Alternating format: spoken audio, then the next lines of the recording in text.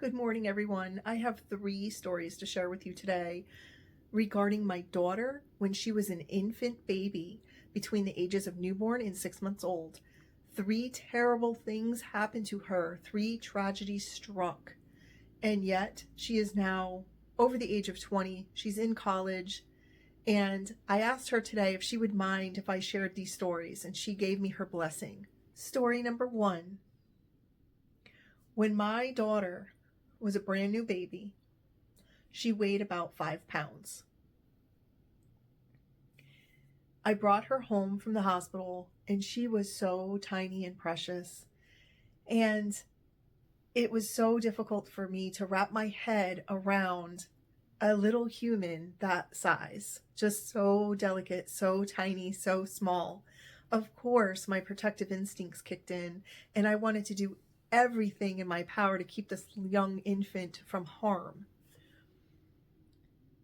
But I could have never foretold this story, and I hope this never happens to anyone. So if you're watching this and you have a newborn, just take heed in this story.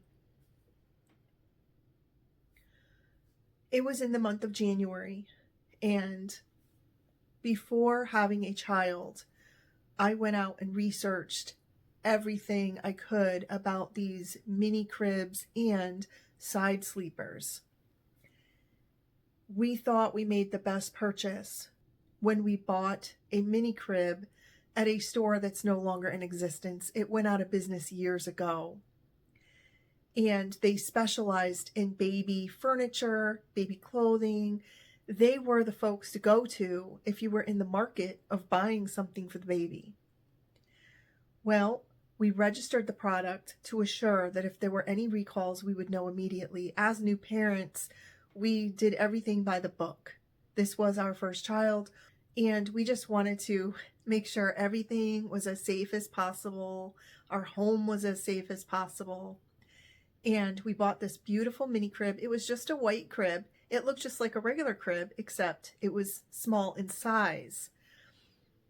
The standard crib, is quite large. This little crib was approximately 3 feet long and about maybe 2 feet wide. And we were able to put it upstairs right next to our bed because that made me feel comfortable and satisfied that I would be right next to my child if there was an emergency in the middle of the night. I put the baby down and I sat back in bed after rocking her to sleep one night. Suddenly, I heard a noise.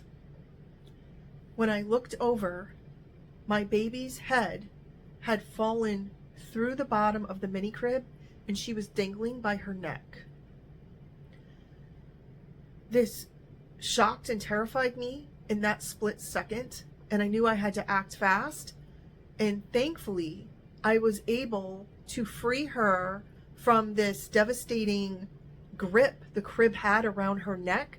And it's been many, many years. I don't recall exactly what I did. I was in mama bear mode. So you can imagine what a mama bear would do. And I went for it. I saved her, and it scared me to death. We went to the store the following day. The baby was fine. She didn't have any problems. We had taken her to the pediatrician that morning. They looked her over. They said she was good, thankfully. When we walked into the store, there was a big freestanding bulletin board, and on it were all of the recalls that they were aware of, and then you could check them, but they were also supposed to notify you by email when you registered your product with them. We had never received a notification, but we wanted to let them know how dangerous this crib was and what happened to my daughter, and we were 100% sure that we had not put it together incorrectly or anything like that. This was a faulty crib. When we talked to the associate there, it was a nice lady that we had gotten to know because we had shopped there quite a bit. And she too just had a brand new baby at home.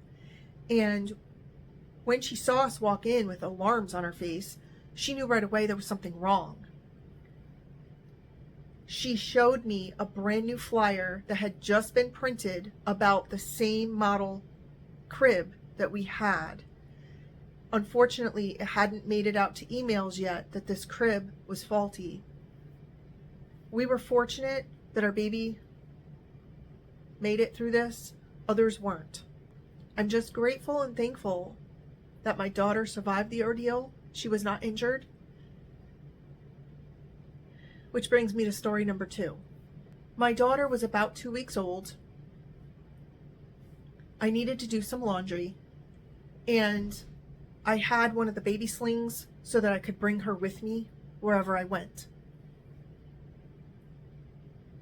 We went down to the basement, put the clothes in the wash, took a load out. I folded them in a rectangle laundry basket, and I brought the basket upstairs and set it down on the top of the landing, and then I proceeded into the bedroom from there. I had decided to go downstairs, and I needed to bring the baby, but I was going to take her out of the sling because I had a little bassinet downstairs by the couch where I would put her in when I was sitting on the couch, and then I would read to her. I carefully walked around the basket holding my infant daughter, and my foot missed a step. And instead of stepping down once off of the landing onto the top step, I stepped down with the left foot. It skipped that step and went down 2 steps. Because of this, my body jerked forward and propelled my infant daughter from my arms as I went sliding down the stairs on my left leg out straight, and my right leg had buckled inward. So it was like I was kneeling with my right leg. So you can imagine I'm going down the stairs like that until my knee jammed into the railings of the stairwell. And when this happened, I screamed out in terrifying horror that my daughter, where is she? Because she was no longer in my arms. But in fact, she had landed in that basket of clothes. The basket of clothes slid down the stairwell as if cradled by a teddy bear with all the clothing inside the basket. She stayed soft and snug until she landed at the bottom of the stairwell. It never flipped over. It carried her to safety. As I hung there with my knee caught, I thought my ankle was broken. I couldn't reach out to her. I couldn't reach her from that height on the steps. My family came running. They saw the baby in the basket. They couldn't fathom what happened. She was safe. She was fine. We took her right away to the pediatrician to make sure nothing had harmed her during this fall, and she was absolutely fine. Then, months later, when she was a little older, when she was about between 5 and 6 months, we went to a family picnic, and my aunt and uncle had a large swimming pool that would fit a lot of people. We had bought my daughter the cutest little crab floaty that you could sit her in, and then there was like a sunshade that came over the top. It was so sweet. We had also bought her like a matching bathing suit, you know, her first summer party. When we sat my daughter in the little crab floaty, we were kind of like swirling her around the pool in it, and she was laughing, you know how babies do. When somebody at the party took a hacky sack, and for reasons we have no explanation for, she took that hacky sack and she dunked it in the pool until it was soaked. And she proceeded to throw it in my daughter's direction. It was just me and my daughter in the pool. My daughter's father was actually on the outskirts of the pool on like the patio area because he was filming our daughter's first swim time. He was filming this and he caught the entire event on camera. When he played it back in slow motion, the hacky sack, when it was thrown, managed to go airborne through the back of the crab floaty under the swim shade and grazed the hair on my baby's head. Grazed the hair. It didn't actually hit her scalp or her skull.